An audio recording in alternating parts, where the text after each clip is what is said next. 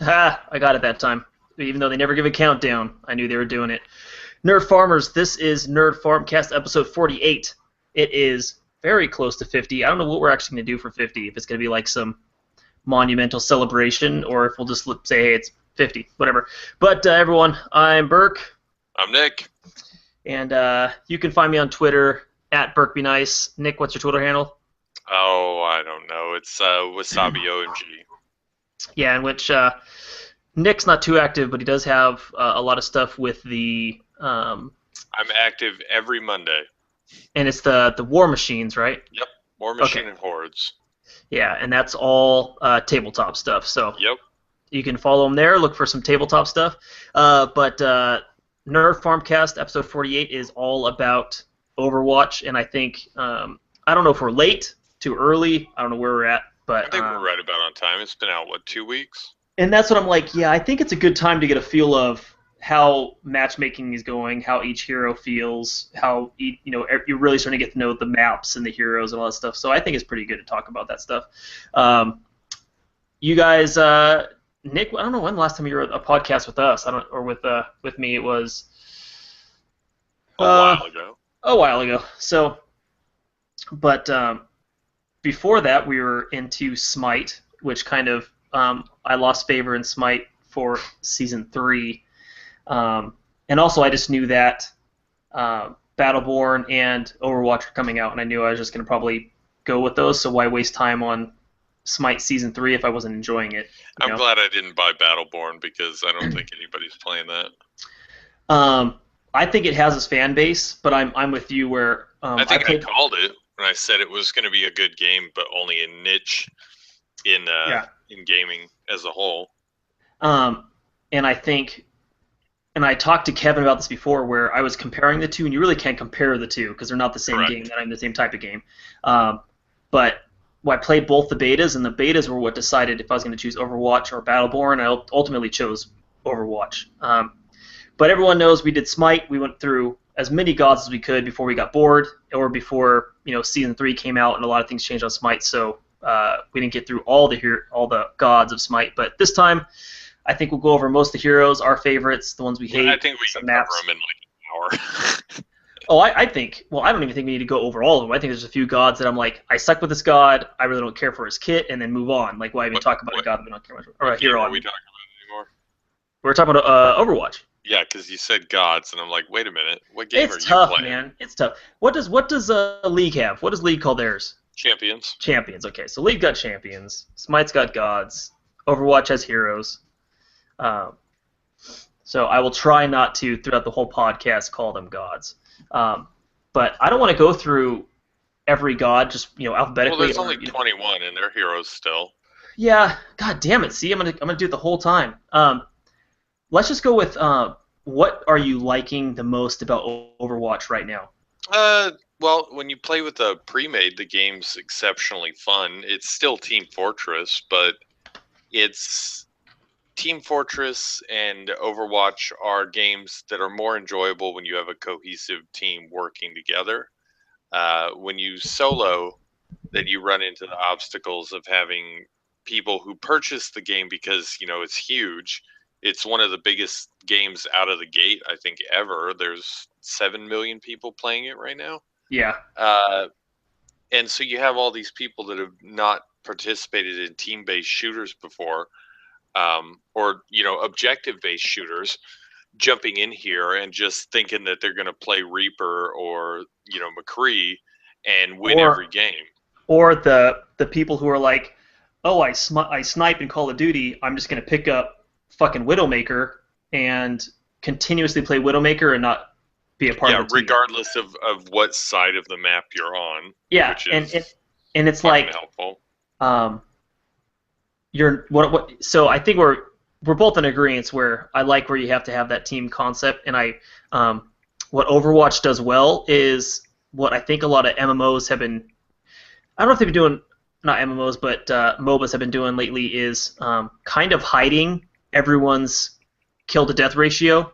Well, it's a Blizzard convention that I think a lot of people are starting to move towards, or, well, I wouldn't even say a lot of people. I think it's just Blizzard in general has figured out what the vectors are for rage and toxicity in games. Yeah. And I don't really like saying toxicity or toxic because those are buzzwords that don't really mean anything. But uh, in this context, Blizzard has figured out that if you're, and it's, I almost hate it because it's so participation trophy level. If you have a person who thinks that they're very good and Hmm. they have a kill to death ratio that's easily displayed, they are working towards, you know, showing that off. So you have, let's say, for instance, McCree, and someone who's very good at dueling and twitch reflexes is playing this character, and they have, you know, let's say 20 and 3, right? Yep. Well, if they're able to see everyone else's scores, then they could see that maybe they're doing the most work on the team, or they could see that, you know, there's one person who's 0 and 15. And when you're able to display that information to the team, that causes rage in the players who are actually doing well, or the players who at least think that they're trying to win. And they did it with Heroes of the Storm, where they removed, you know, kills essentially just by allowing everyone on the team who's in the immediate area to participate in receiving a point for the score. And what they've done with the Overwatch is you get heat, which I still have no idea what heat does. No, it puts you on fire. You Yeah, become on fire. and I'm gonna Google it right now. But you get heat scores based on the amount of damage or effort that you put into a kill. And then, you know, if you simply just got an assist, your heat score is lower. If you kill someone outright, you get 100, and I believe it maxes out at 100, and then the least you could get is like 1 or 2. But what they're doing is they're just setting the game up so that people don't focus in on what they perceive as the negative aspects of a team-based game, and that's carrying baddies. Yeah. And I think that they've done a good job with Heroes and with Overwatch to prevent a lot of the rage that comes with people playing these games. The only thing you can never eliminate is the rage at people who refuse to play objective games objectively. Yeah, that's the time that I try to get the most angry, and you can feel when you can definitely feel when you're carrying the team. I'm starting to get a little bit better, and I had that today.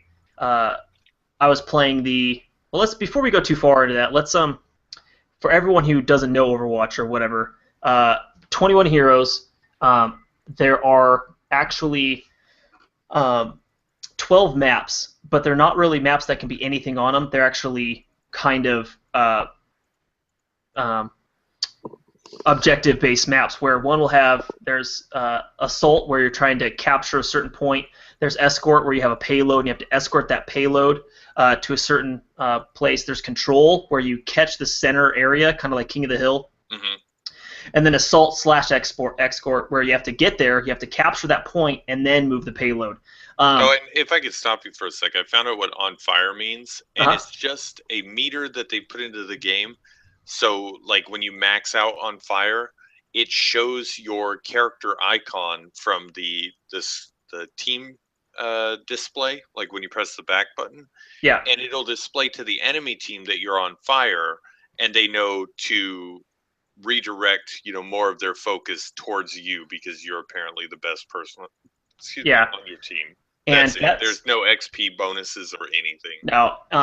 And that's what I had. I had that in 2 games today. I played 2 games today. As we'll talk about our favorite heroes and then our least favorite heroes. I played this week.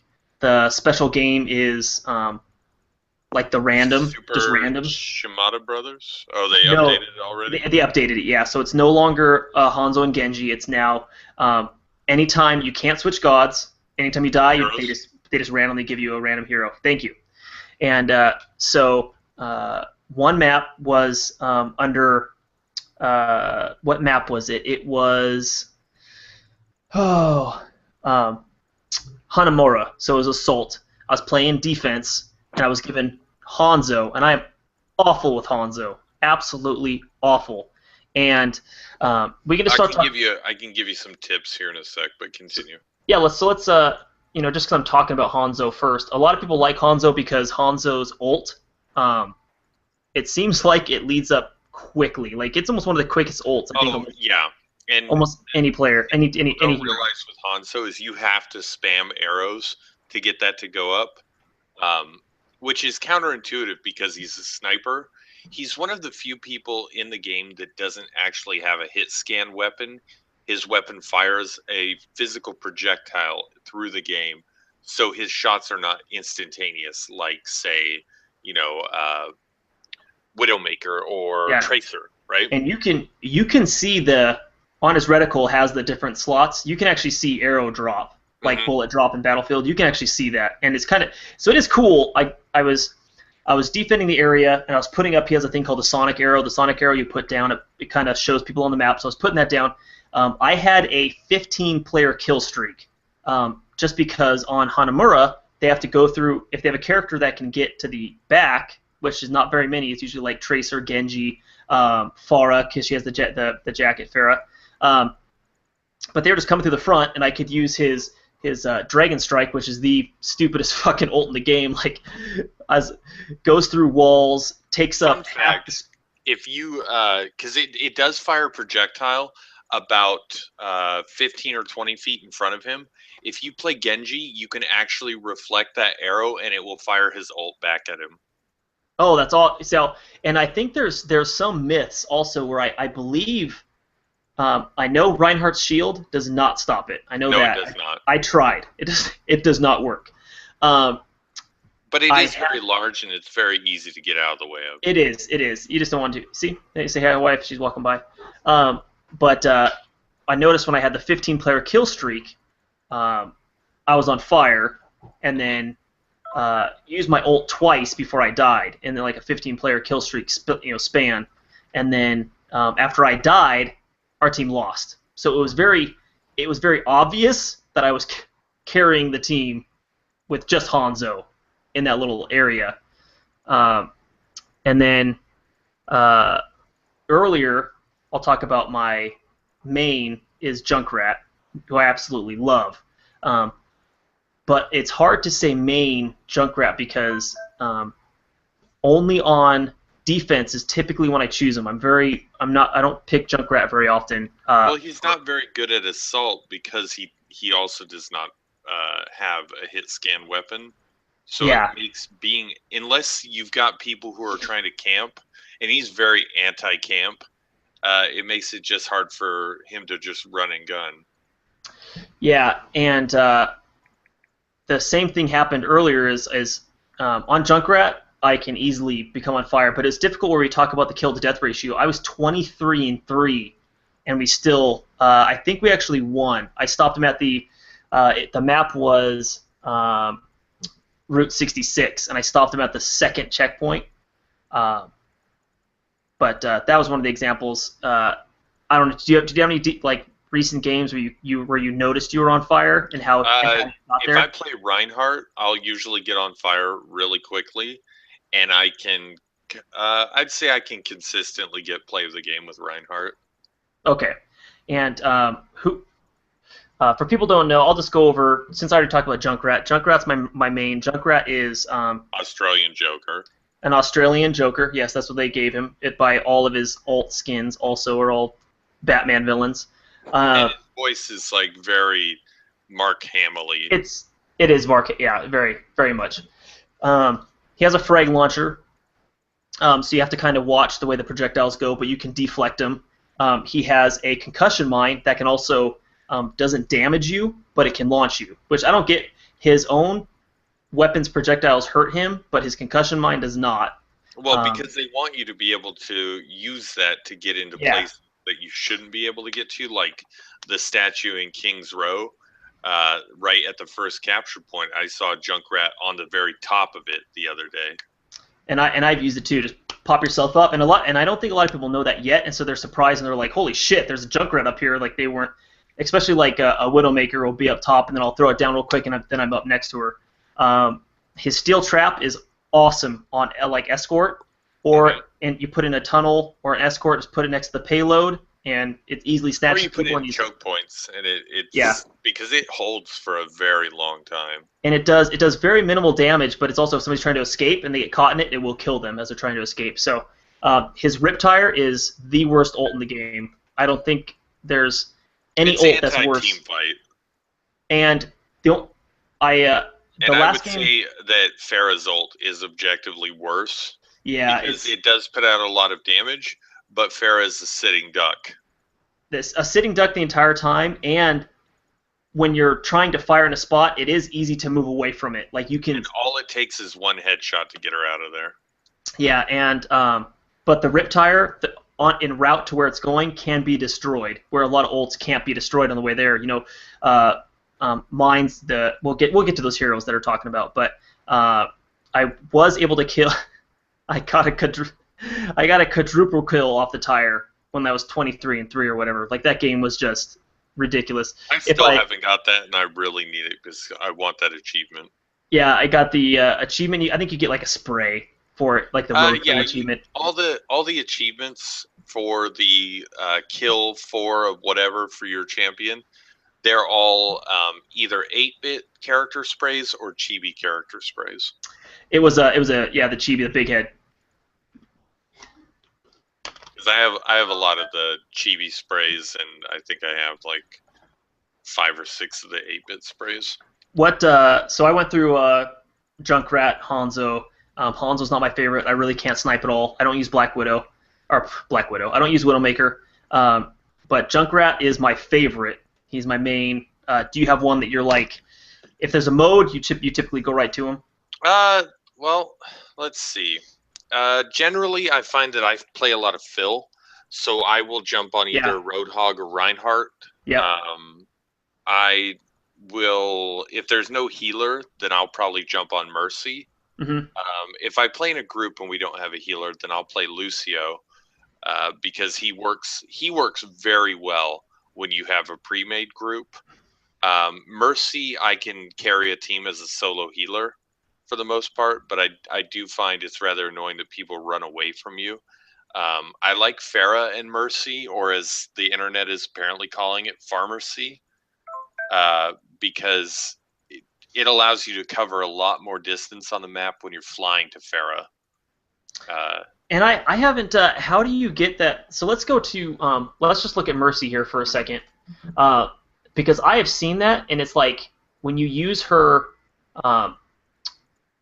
It's called the Guardian Angel. Mm-hmm. I have not. I try to use it, and it doesn't get me closer to the. How do you use it Well, properly? you have to look directly at a teammate, and it'll pop up the left shoulder button, Okay. and all you have to do is tap it, and it will fly you as far as it can towards that person.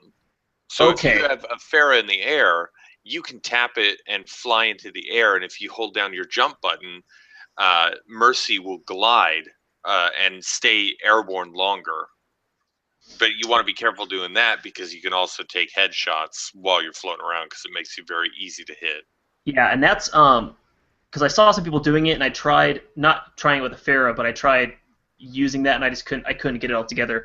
I happen to play. I'm with you a lot, where I have to play a lot of fill stuff because you still have those people coming into the game not realizing that it's objective based, and they're thinking that I'm just gonna get the most kills, and you're like we're missing a tank, we're missing a healer, so I end up taking a lot of those too.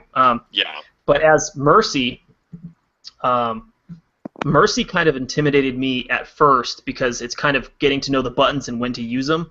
Because it's like you can make somebody, bump up their damage or you heal them, and it's kind of like after you get that taken care of, you're like, okay, you start getting the hang of it. The trick is to hold your healing down for the most part when you're following people and Yeah. zip around because you can heal and fly at the same time. And then when the person you're healing is in a firefight, the better bet is to hold down your power boost when they're dueling someone because it puts you ahead on damage and you're more likely to take them down, and then you can apply the heal ray to them. Yeah, and that's what I've been trying to do as I'm getting better with Mercy. When I typically play a healer, I'm go towards Lucio because he's set it and forget it. Like he's like, I'll just heal AoE around me, and you just kind of float around your dudes as you're down bouncing to the beat. So, uh, which I His guess we problem is like he has really good healing every 11 seconds, and he's got the speed boost, but he has no direct healing, so you have to be near him in order to do anything. yeah. I just clicked on Lucio just to talk about Lucio for a bit. He has the Sonic Amplifier. He can change between two different moves, which is speed boost or heal, and they're And you both can tell AoE. which one he is because his player model changes colors as well. I wish they would make his music a little bit louder so you could tell what song he's playing from a little bit further away. Yeah, because it's like one's dubstep and one's like tranquil It's like house sound. music. Yeah, uh, but I tend to, if I get filled into the spot to move a payload, I'll pick Lucio because you can zip around the payload, continue to heal AoE, use the payload as kind of your little defense until your 11 seconds is up, and then you can start healing your team again. Hmm. Uh, the sound barrier, protective waves radiate out of Lucio's sonic amplifier, briefly providing him and nearby allies with personal shields. Um, when I hit that, I'm so busy, I never really notice it working because it's like typically very crazy when I hit it. So And I like using them on like Ilios to bounce people off the map. I have a lot of yes, fun with that. and that's a good thing too, especially team fights is when he gets that little the little sonic amplifier to shotgun people off there. Um, I want to talk about filling because one player who I wasn't good with, and it's a very good example of why the kill to death ratio shouldn't be displayed, and that's playing Reinhardt. Like you can get good kills with Reinhardt, but most Yeah, I likely your kill. always have a good kill to death ratio with him. I started not having it, and then I started understanding how his moves actually work. He's actually becoming quickly one of my favorites because uh, when I have to fill, people for some reason don't like playing the tank position. They don't like No, being. because it's a lot of responsibility. It is, and so I'm typically put like that's put on me. I have been playing a lot of Reinhardt, so I've been progressively getting better. Um, Reinhardt is, for people who don't know, melee only with a big giant ass hammer. Well, he's got a skill that allows him a modicum of range, and it's enough to take out an injured Widowmaker or almost a full health Zenyatta. Um, yeah, it's called Fire Strike, and you can launch it. He launches it up, and you can And it watch has it. no weight to it, too, so there's no drop off. It just fires in a It straight just line. it just moves. Yeah. His charge can't control it, can't stop it, but you can pin people, and it does a shit ton of damage. Uh, the biggest thing he's used for is his barrier field, which is do you know how much? 1,500? 2,000. Is it 2,000? Yep. Okay. Uh, So effectively, he has, if you play him right, every time that shield is fully charged, you have 2,500 HP. and know that when it's not up, it's recharging. So it's not smart to continually hold it. If you're not getting shot, put it down. Let it Or if you're recharge. behind a wall and you're not taking hits, put the shield down because the shield will still take hits because it has a much wider hitbox than your character does. Exactly. So put it down, let it recharge. And this is the point where it comes to watch for your teammates. Don't try to. And this is my biggest problem is I wait for the teammates thinking that they're gonna follow me because I have the big ass shield, and they don't, and I end up dying, and I'm looking around being like, where is everyone? Because See, I play Reinhardt a little bit different. Like if I'm in a pre-made, then I'll play the shield. But if I'm in solo, I'll play carry Reinhardt, and it's a lot of fun because a lot of people play a lot of squishy characters, uh-huh. and it's really easy to take them out because they'll put themselves in risky situations, and they don't expect Reinhardt to just come out of nowhere, charging them or slamming them with the ult. And I got his achievement done, the one where you just have to land his ult, land his fire strike, and land his push all on the same character. and it's very rewarding. Huh. I'll try that. Um, and that's I'll try that because and I was interested to hear how you use his kit as as like the assault Reinhardt because I'm typically only using him to push with the shield a lot of times. Reinhardt is unique in that he is able to play. He's a tank that can play both attack and defense, um, just depending on your personal play style. Um, because I really like using his charge to get into situations I probably shouldn't be in, Yeah. but then backing that up with the shield. If I can get my team to follow me, I pop the shield. All my team is thrown out their damage really quick, and then when they redirect their focus from me to my team, that's when I lay in with the flame strike or the earth shatter, his ult, and then you end the team fight once you ult. You just scoop everybody up with your charge and laugh. And Reinhardt is quickly becoming one of my go-to players. Like when I first early started, it was a lot of Pharah and it was a lot of Lucio, um, but Reinhardt's quickly picking up. The other character that's quickly picking up for me is Diva, who I absolutely sucked with at first, and now she's Well, coming. She's she's coming. very weak. She's coming into being like, if Reinhardt's not working, Diva comes in like next up because let's say I'm trying to take if we're playing on an example of some of the control maps, if we're playing like Elios or Nepal and Reinhardt can't get our team in there, I move Diva in and somehow things just start moving again. If it works, it works, but I wouldn't think of her like that because she's not a true tank. Both her and Winston are assault characters in the tank category because they have more HP, but they're both designed to flank enemy teams and kind of strike from the sides. They don't have much in the way of tanking because Diva can get in, but she has no damage and she has very little in the way of survivability. And once she's out of her mech, she's completely useless.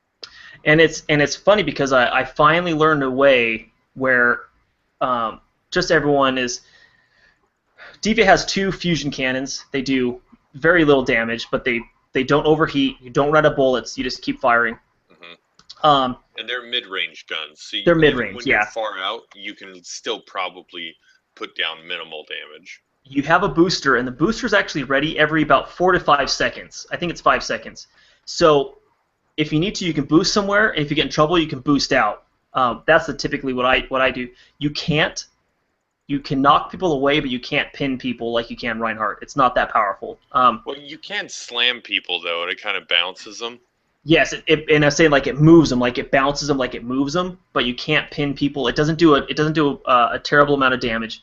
But she has a defense matrix, and that defense matrix actually can stop Hanzo's. I don't know if it can stop his Yep. ult, It stops the projectile. So if but you're it stops the close enough, you can projectiles. absorb the projectile, and it will cancel the ult. Yeah, and then she has self-destruct, where that's what I'm talking about in the control. You launch it in, hit the self-destruct, and that leaves that control area open for a little bit. So And I've her learned a way. self-destruct, something people don't know, is purely line of sight.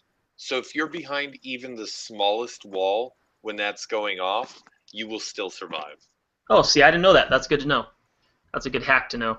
Um, but that's what I've made Diva where she kind of seems smaller than she is. That's why that's what I've noticed with Overwatch, and I know like a lot of different games is how people can take certain heroes and be really good with them. And you like I try to pick up that hero and I suck, but another person's really good.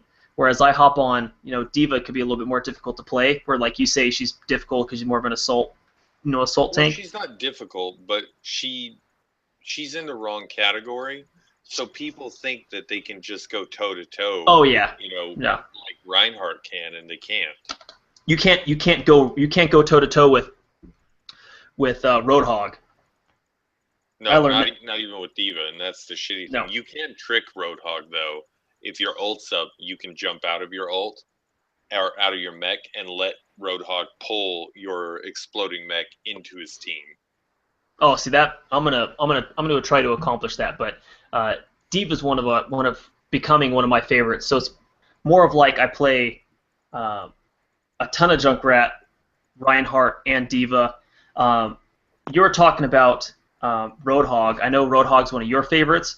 I'm getting better with him, but I think you definitely have his playstyle and his kit down more than I do. Well, I play, like in League, I play Thresh, and I used to play Old Arachne and Smite, and I like the idea of being able to pull people to me.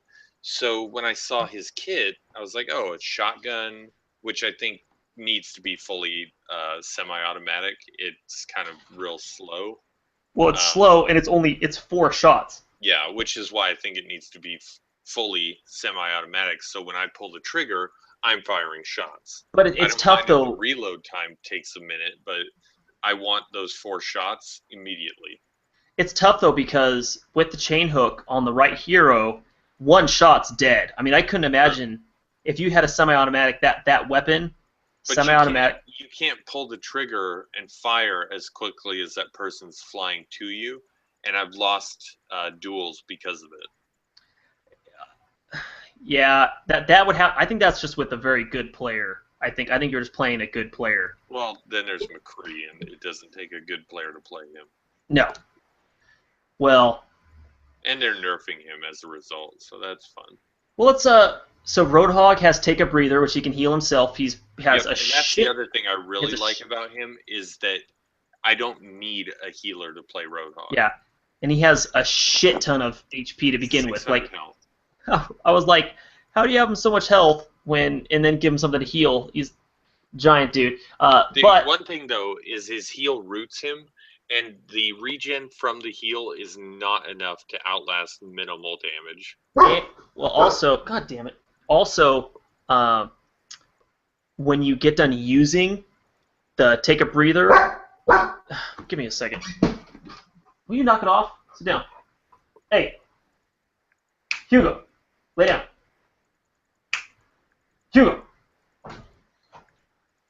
Why is he barking? All right, I'll just edit that from the when I edit. Sure, why not? Why not? Hugo barking for no reason. When you're done with take a breather, does he like put it back or reload? Like you don't get your weapon back for like another 2 seconds. Have you noticed that? I have to pull it up, but it's not a super long time. And usually, if you duck around a corner and use take a breather, people aren't following you, and that's their mistake for not doing so. Mm-hmm. But now since we just talked about him, let's talk about McCree, who has the most. His ult McCree is designed to take down squishy characters. He's an anti-assassin assassin. The problem is there's virtually no cooldown on fan the hammer. So he's able to fan the hammer, stun, and the stun I think is like 2 seconds, and fan the hammer immediately again, and put out 800 damage in less than a couple seconds. And did you know that if you combat roll, it reloads for you? So if you fan the hammer, combat roll, you just got a free reload. Yeah. So that's the problem with McCree is he's designed to keep people like Tracer in check, but he's killing tanks, so they are lowering the damage on his fan the hammer. And I think because the headshot boxes are so big on Overwatch, McCree does a shit ton of damage too, just by hitting. He has no spread essentially with fan the hammer. Yeah, it's like the AK-47 on Counter-Strike. It just goes straight up. So just aim at the belly, go up, headshot. His Deadeye can get up to 6 people, so an entire team, and it can probably one-shot out of the 21 heroes. It one-shots everyone. It one-shot, yeah, so there you go. No matter what their health is. He does say it's high skill time, and then you hear it, so you can just duck inside real quick. And that's what I do. I'm like, and that's the same thing when I hear Bastion's whistle. It's like, fuck it, I'll just wait till he's done. I'll wait till he's done with his overpowered, too long ult. Like, his ult lasts forever. Have you just said that's so long? Well, the thing with him is, if you're playing Reinhardt, you can shield block his blast and make him do damage to himself, you can, I believe you can reflect the projectiles from his ult. And on top of that, if you're playing Reinhardt again, you can use your own ult and drop him on the ground out of his ult and then kill him. And Bastion is the salty robot that can turn himself into a sentry turret. He can heal himself. He can turn himself into a tank when he does his ult. So I don't know. Like, he's not easy to play, but he's easy to play. Very easy to play. If you play Bastion, odds are you'll have a really good kill to death ratio, and you'll also get play of the game every game. As long as if you kill at least 3 people in turret mode at one time, you will get play of the game. Yeah. That's how it turns out. I'm not gonna talk about Bastion anymore. I don't play Bastion very often. Like, it's like the last ditch effort. If you see me as Bastion, that's like the last ditch effort to stop this team from getting to wherever they're going. The only time I play as Bastion is when people are doing dumb shit. Like, I had a team pick 5 Mize and a Lucio. Oh. And I was like, oh, that's cool. I'll just sit as Bastion and kill all of you so you can't push the payload. Yeah. Which, speaking of Mei, like, I've played right now some very good Mei players. Can I play Mei? Absolutely not. No. But I have hit some, like, because Mei's endothermic blaster, because she can also launch projectiles with it. Yep. I've had dudes do major damage and then freeze you and then, That's the thing I don't get, is I can't get the timing right on it. Nope. I see people walk up to me and they freeze me and they just stand there and headshot me with the ice pick. And I'm like, okay, I'll try that. Nope. Mai is the one character that I may practice more with, try to get it, but man, I cannot pick her up. Mei is the player that's there to stop the team, as we talk about freezing. So she has her endothermic blaster. She has a cryo freeze, which actually surrounds herself in ice, and she. I don't think that it should heal her. I think it's kind of dumb that she has a heal too. Yeah, and that's it sits her in place. She can't take damage, and it heals her. And then she also has an ice wall, which blocks certain areas. So if you have a very smart Mei, like, they have very good survivability, and they actually do some decent damage. She's a denial character because she functions on the premise of keeping people out of zones. So her ult is like a 30-foot radius circle of pure frost annihilation, and you don't want to stand in it. She's got the wall, and then she automatically is able to outduel most people because she immediately starts slowing them down as soon as the first tick of her gun hits them. Yeah, and as long as she's moving, and that's what I'm saying, if you get a good Mei, like, be afraid or be glad that the Mei's on your team. She put her Blizzard ult down, so it did that radius. Sometimes I get caught in it. I think I had one game where I was Genji, and I was able to launch myself out, and I got out in time and actually killed her because she got cocky, thinking that she's going to go in and headshot everyone who's frozen. But I had slyly dodged myself out as Genji. Fun fact, if you're playing Genji, you can reflect her ult back at her if you catch it before it lands. Really? Yep. See? You learn stuff every day. Genji is the Grey Wolf of Metal Gear Solid. He's the metal ninja. He has shurikens. As we talk about timing, his shurikens are hard to get down. Do you have the timing down on him? No, I suck as Genji, so I don't play him unless there's a Bastion, because then I just know that I get kills every time Bastion looks at me. Yeah. Genjin has a deflect, so when anything's firing at him, you can use that deflect, and it essentially goes back at them. Yeah. He also has a Swift Strike. His Swift Strike is the one where that's how I got out of Mei's ult, is a Swift Strike. It lurches you forward, does some good damage. He has the Dragon Blade. The problem with the Dragon Blade is that you actually have to hit somebody with it. So catching someone is not as easy as it sounds. Especially a melee character in a range-focused game is kind of difficult. I think if they made it so that he went third person when he uses his ult, just like Reinhardt does when he uses the shield, it would be a lot easier to land those strikes. And I think that's a good idea, but I also think if they gave him a little bit more distance, like if Hanzo can launch two two swirling dragons through walls, I think Genji can have some distance on a blade. I don't know. That's just me. I've seen really good Genjis, and I think if they buffed him anymore, that it would be just awful. You think he's pretty well balanced? Yeah. I've played him, and I can do okay with him. And I would agree with you. I think that's pretty good. One person I think they need to do some work on is Torbjorn. No, they need to do a lot of nerfing to him, not like damage wise, but they need to lower the range his turret can lock onto people. They need to add a real cooldown to the turret construction, because he just has to throw his turret down and it'll automatically build itself. You can pound it to upgrade it, but if someone kills it, you can put another one down in 3 seconds, and it should be 15. It should be a long time, and not only that, the lock-on should take a little bit more than, I think it's less than like half a second where I it don't locks mind on. if the lock-on is instantaneous, but it shouldn't be able to target you from halfway across the map. Yeah, so I don't know if it's like so much nerf as in damage-wise, but it's like there needs to be some things where, yeah, like you said, if his turret's blown up, he shouldn't be able to put it right back down. If and it's tough because there's really no risk associated with playing Torbjorn.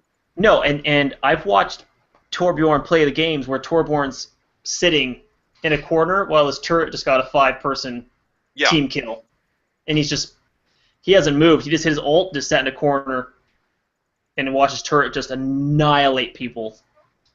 Yeah, and he should actually have to remain in a certain radius of his turret in order to give the turret the benefit of his ult. He shouldn't be able to activate it remotely like that. And speaking of turrets, I think Bastion should be the same way. If you get out of turret form as Bastion, you should have a cooldown, because right now he doesn't. He can go from no cooldown, and I don't. They need to pick one or the other. Either put a cooldown on his healing or put a cooldown on his transformation. I think the way that the turret should work is you get 300 ammo, but there's a 8-second cooldown on your turret. And I could see that working. That's actually a good idea. Instead of being able to sit in turret mode and reload infinitely, you get 300 rounds, you burn through them, and then you need to move. Yeah. I don't know how receptive Blizzard is, but I mean, this game's been in alpha, it's been in beta, it was in beta for a long time, and I've heard a lot of people who are even in the alpha and then in the beta, like, even a lot has not changed since it went from then to now. So I don't know how receptive they'll be to changing certain heroes later on. Well, and the neat thing they're doing with this is something that game companies haven't done before for these mixed platform releases, is they are balancing the console versions of Overwatch differently than they're balancing the PC versions, because we have controllers, they have mouse and keyboard, and different characters are stronger on different control schemes. Yeah. So Widowmaker is actually kind of looked at as being OP on the computer because the mouse and keyboard makes her very responsive, but she's not a good character on the Xbox, for example. Yeah, I was watching some of the tournaments Memorial Day weekend, and Widowmaker was an actual game changer. Like, she was, if you had Widowmaker on defense and you had a good player, she was making things happen, and it was crazy to watch. Just the twitch, the twitch reflexes on that mouse. But going on to Widowmaker, she's one of the 2 snipers. They need to lower the charge time or raise the charge time on her sniper shot, because she's able to do headshot after headshot after headshot within the span of 10 or 15 seconds. Mm-hmm. She can kill a whole team with just charged headshots, and it shouldn't be like that when you have a character that has to charge. She has a grappling hook that can get her to certain areas. She has a venom mine that she can put down. A gas grenade, I get it, but I haven't ever felt truly threatened by it. No, and you can see it on the ground. You can blatantly see it. You can destroy it. I think I've been caught in it once, but the thing where she comes, I think her infrasight. Do you see I think the maps are so small in Overwatch, I typically know where the opposite team is. Yeah, but it allows you to see when people are hiding. Um, I think they need to give her a better ult because her ult is just Genji's, arrow, his right Yes. bumper. And Uh-huh. it's like, you shouldn't have a redundant ability like that in the game. You should give her where it removes the team's ability to see, but it allows her to shoot through walls. I don't know. That seems kind of crazy. But Well, I'll let it shoot through X many walls, but, it's just dumb that her ult is someone's regular ability. no, and I didn't think about that way. It's very true. Even though his is like in a small area, and Yeah, hers but is he the can entire use it map. every 8 seconds or 10 Yeah, seconds, yeah. right? She Well, has to charge up a whole meter in order to use it. yeah, and it's also he can put his in a corner where you think somebody's hiding, and he can use it again in 8 seconds. So I see that. I see that. Uh, Farah she used to be my main, but uh, it's hard to find her usefulness on She's quite a good few at maps. removing Torbjorn's turrets because she can sit further back and her rockets are projectile with no drop off. She can sit outside lock on range and fire into the turrets and kill them. And that's where I kind of put her as she's an anti-player, not an objective or map player. Like she's there to remove things or remove people, Mm-hmm. not so much. So when you come on a map that's like Elios is a pretty good map where I it's one of don't the. like her there. That's what I'm saying. Just No, no, because the capture point's so small. and that's what I'm saying is at Elios that little area to control in that spot there, she can't be there. I And think and she's better when she can move and shoot, so she's good on payload missions. yeah, and that's what I'm saying. But also you can't put her next to the payload, so she can't move that payload. You need to be in a good Mm-hmm. based team. So she's very difficult. I found her very difficult. She's like I want to use her so often, but because people aren't playing to move the payload or to catch that objective, I find myself filling that void to go do that, and a lot of times she can't. She's not the character built to do that. So I've kind of gone away from Pharah not because I want to, but because the game's kind of making me. If I want to win, I have to move away from her. Mm-hmm. Let's see here. Oh yes, our favorite fedora-wearing Vapor himself, Reaper. fucking Reaper. Reaper, like, the character design is so cliche. Like, I get why they did it, and it plays to a very specific demographic. But his kit is decent. He's got good assassin abilities for getting around and getting out of stuff. And his shotguns are pretty accurate. Well, So I don't really have a problem with his kit design, just his skin design. the only problem I got with this kit is he has 12 shots, and if you use like let's say a shadow step or his wraith form to get close to somebody, that's 12 shots. They're accurate. They do a lot of damage. He's very deadly, and I don't. You have to be close, and if you get close to Reaper and you die, that's your own fault. I don't know, man. I've been with some good Reapers, and they're difficult, man. They're hard to fight because they do a ton of damage, and they're hard to hit. I don't know how you would change him to make him more balanced. That's what I'm like. I think he's fine. That's what I was like. I kind of feel that he's fine, but put in the right hands, he's a monster in the right hands. Yeah, but you could say that with everybody. Yeah, true. A good player will be able to carry on any character. And that's why I say, like, player has to use an overpowered character to do anything. Yeah, like I could cry, I could cry OP on. That's why bad players play Bastion and Torbjorn. Yeah, that's what But enough about Reaper. I don't want to talk about him, and I definitely don't want. I don't know, man. Soldier 76.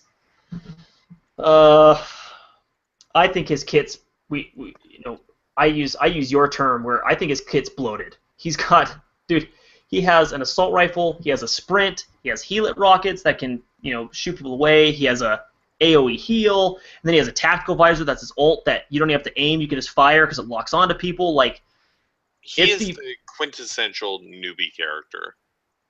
He has a kit that fulfills just about everything that you would need, but I don't feel that it's bloated, simply because unless you're playing multiple, Soldier 76, people ignore the fact that you can heal and they will not stand in your healing aura.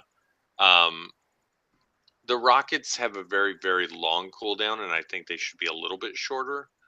The visor being auto aim is kind of cheese mode, but it's whatever. You can just run inside or shoot him in the back. I don't find him that difficult to deal with. Most Soldier 76 I kind of just laugh at because they're awful.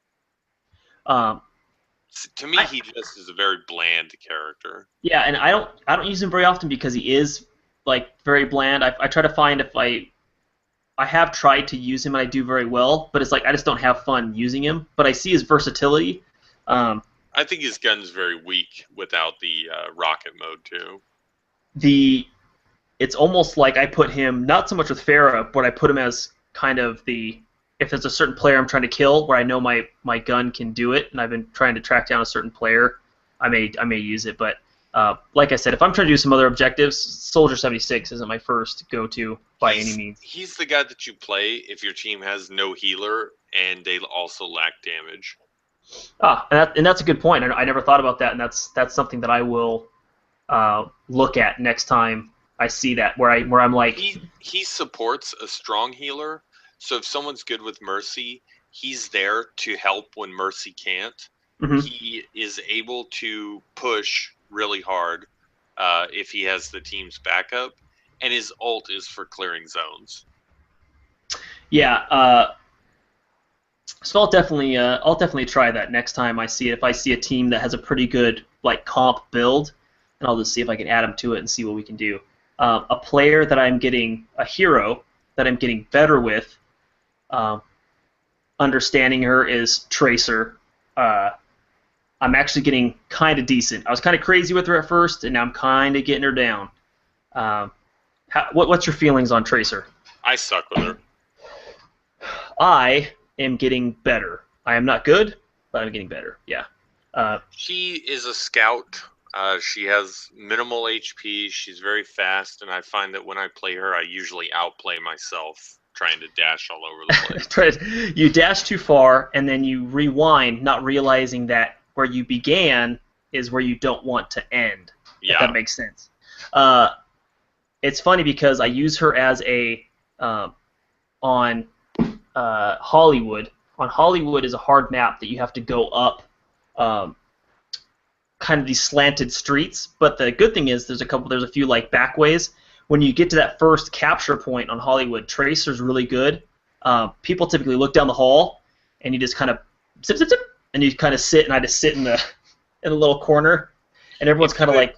If you have an enemy team that is like focused on a single ingress point, you use Tracer to get behind them and just start taking the zone as well. And that's what I've had the best success with. So I like Tracer. The one thing I have not gotten good with is planting the pulse bomb. I've had people stick that shit to me. I can't even get it next to people. So, yeah, it kind of has a big hitbox, so you can drop it on people if you're in the middle of a team fight. But don't expect to just run in as Tracer and be like, hey. Yeah, it's more difficult than people make it look. But I'm starting to enjoy Tracer a little more. She's one of the players that I'm playing a little bit more often.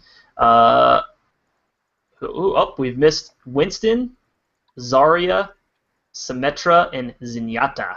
Zarya needs adjustment. She's a shit tank. She tanks in burst, and that's not effective enough for me to want to play her. Somehow, in a game today, I was given Zarya, and I was doing very well.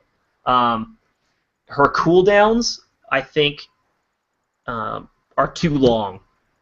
Yeah, I think that the balance that would be good for her is if you cast her shield, it should stay up as long as people are shooting at you, because then it gives people, hey, maybe I shouldn't shoot at this person because I'm just making them stronger, And that's what and then just increase the cooldown on it when it drops.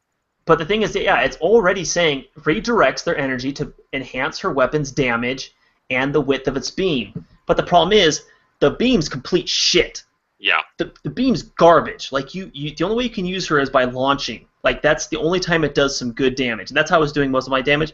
Because her beam, even when people are like I try to have it up, and even with that, the damage is garbage. Like Yeah, it's I don't worse. get how you're supposed to even get to 60 charge and hold it there for a minute. Because even with people, your shield doesn't last long enough, and it doesn't seem like it's giving me any extra damage to it. Her graviton surge though, that ult is amazing. The ult's Um, really good, and it just sucks that she has such a shitty kit to go with it. she has a shitty kit to go with it, and it takes a very long time to get that ult up. And it probably takes a long time because the ult is that good. I mean, her ult's incredibly good. I think it takes a longer time because you have no fucking way to do anything with her. Because everybody's ults are charged by their skills, but if you're constantly dying because you can't tank shit, you can't do anything. Yeah, her gun is even shittier than Winston's, and Winston's is fucking garbage. Winston's only good when you're playing against people that have tons of deployables, like Symmetra or Torbjorn. Yeah, you take it. His jump does some pretty good. Fighting. I would like to see his jump pack. I would like to see his jump pack do more damage. Pouncing on people, I think, should do more damage than it does. See, I don't really think he needs more damage. I think that he has a specific place, and he's an assault character. He's not a tank. And he's a utility character. Like, he's there his ult is to break up teams and force them to spread out. His gun is to destroy deployables, and also because it arcs, it's to break up teams so that they can't stand on Reinhardt, and get blocked. And that's good to know because I'm not getting really annoyed with Symmetra's turrets, but it's good to know that Winston's gun arcs that because I didn't know that. And so I think when I see a very good Symmetra player putting her turrets in a very good, advantageous position, I'll use Winston to see if I can actually get those to arc to each one. Yeah, because the Symmetra turrets slow you down, and if you have Winston, you can take him out really quickly. Well, the thing is, they also slow you down, but they do some good damage. Like if you're a tracer and you get caught in them, you're dead. Oh yeah. 2 seconds, you're dead. Yeah, and I usually have all of them up when I play her. Yeah, you can have, I believe, 6 up at a time. Yeah, you can have 6, and then your gun counts as like number 7. And that's how you get the car wash achievement. After 3 turrets are up, the cooldown is I think 2 or 3 seconds each time to put up an additional. Which is why in the tournaments and stuff, people were using 3 Lucios to move her to the point where she's trying to set up, using back-to-back speed boosts to allow her to set up and deploy all 6 turrets rather than 5 by the time the enemy gates open. And how did you get her teleporter to work? I'm retarded, man. I could not. The door points, like the exit points the way that it points facing you. So if you want to set up in a good spot, as soon as you charge her ult, you find like a good corner to put it in or something, and it'll automatically spit people out facing away from the corner. Where does her entrance port in the start? base? And that's what I thought. Like, I put it down, and I told people I put it down, like, we can't find it. Does it go away once you die? No, it goes away when they blow it up.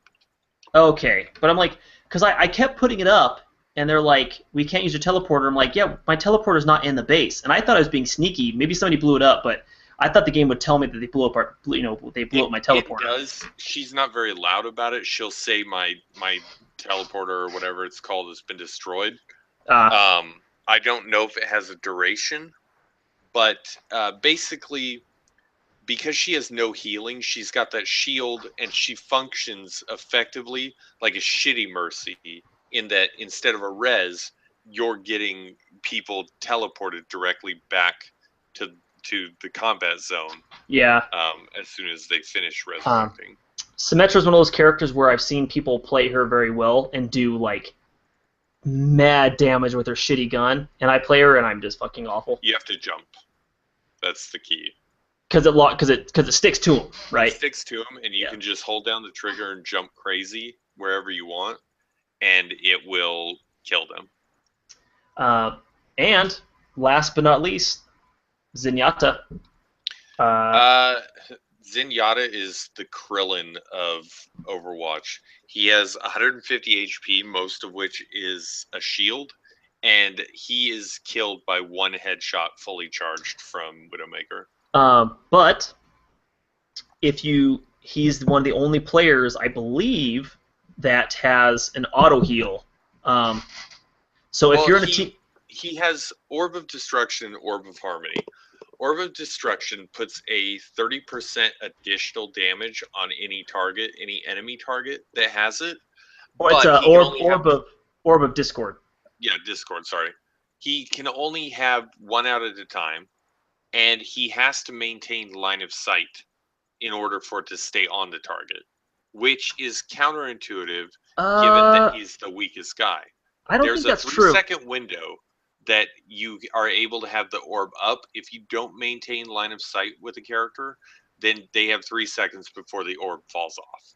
And you mean line of sight as in you can still see them through the wall. Well, you have to actually physically see them. I don't think that's true, man. I put it on people. I don't know, man. I've done my research. But what I mean is he's the walls to your Discord target is so that you can find them and maintain your eyesight contact. Yeah. What I mean is if you're in a team fight and you leave, his health will heal back up to 150. That's his shield. It's not a health. Oh, all right. I don't know, man. It looked like the blue is shields. Ah, okay. So he really effectively only has like 50 HP and then 100 HP. Shield. Yep. And his Orb of Harmony, which is his actual heal, is really decent, but he can only put one out, and he has to maintain line of sight with the heal target. Yeah, and the cooldown on that's not too bad, but you're not healing an entire team with it by any means. The only way you heal with your whole team is the Orb of Transcendence, and that's all you are if you play him as an ult bot. And that's all the heroes. We made it through all 21. What I like about Overwatch is 21 heroes is pretty good. Unlocked from the beginning, unlike Battleborn. Yeah, and which is another reason people aren't playing that game. It's like, why should I play shitty characters to get to the one that I want? And it's very strange because when you look at it, you're like 12 maps don't sound like a lot, and it seems like you would get bored. But as you're playing it, you're like, it's almost like playing. Even though we talk about Team Fortress, but let's just say DE Dust on Counter-Strike. You're understanding. You're in these maps so often that you're understanding their little nuances and what works and what doesn't. You can really bring this competitive strategy, and it's so smart. Like Blizzard's obviously, they know what they're doing, obviously, but it's just like it doesn't look like a lot of content, but it is. Like it's 21 heroes, 12 maps. You're like, oh, that's like we talked about earlier. Well, it can be low content, but if the fun more than makes up for it, then you don't notice it. Yeah, and it's just this good recipe, and it works. And I don't like that it's fee to pay. I don't like that. I don't like that I had to pay $60, and then I can, if I want certain things, I can buy them. Even though yes, they are cosmetic. Well, I like being able to determine my subscription. I do think the initial buy-in should be lower for consoles. It shouldn't be $60. I would like it if they allowed me to purchase currency directly so I could buy the skins that I want instead of gambling. But that's me. And I have dropped a lot of money on boxes just because I was like, fuck it, I have money. But not everybody has disposable income. So if they could just make it easier to obtain, and still, they got to make money, but just let me buy the currency outright. Well, it's also they need to make money, but did they really need that extra $20? Like this could have been a $40 game, and that's the thing is like I would have bought it for $40, and I would have spent $20 maybe in boxes, and they would have got their $60, and I would have all the stuff that I wanted too, So I don't know. So I kind of greedy. It just because I was able to trade in games, and I got Doom for $250, and I was like, well, I was going to trade these games in for Overwatch originally, so really I'm getting Overwatch for $30, and I'm getting Doom for $30. Yeah, And I traded in a couple things, got Doom for free, had $20 left over, but then I didn't use that $20. I bought Overwatch off Amazon for 48. So it was still, I'm still really enjoying it. After we're done podcasting here, I'm either going to go play Gone Home on PS4 because it's free today, or hop on Overwatch. I'm not quite sure, but I'm going to do one of those. But I already played Overwatch today. Maybe play some more Gone Home. Gone Home's very interesting. It's very intriguing. It's very I intriguing. might game. hop on, but I'm more than likely going to go to bed here in a little bit because I'm an old man and I have an early work time. Yeah, I'm old too, and I got me and the wife got our shows to watch. But cool, gotta man. watch my Game of Thrones. Gotta watch the Jon Snow. But yeah, I think it was over good. I almost wanted to bring in the transgender talk because every game needs a gay person, every game needs a transgender person, every game, So just kind of every game company covering their bases, and I was like, yeah, I don't know. I don't think it matters. Know if we need to dive I was like, social justice front. Exactly. I was like, I don't think it matters. But hey, perked up some people's ears. Be like, who do you think's the transgender one? Who on? Torbjorn. Yeah, he's the Viking woman. But what's the game? The Street Fighter game that has that everyone says. It's originally it was Streets of Rage. Streets of Rage.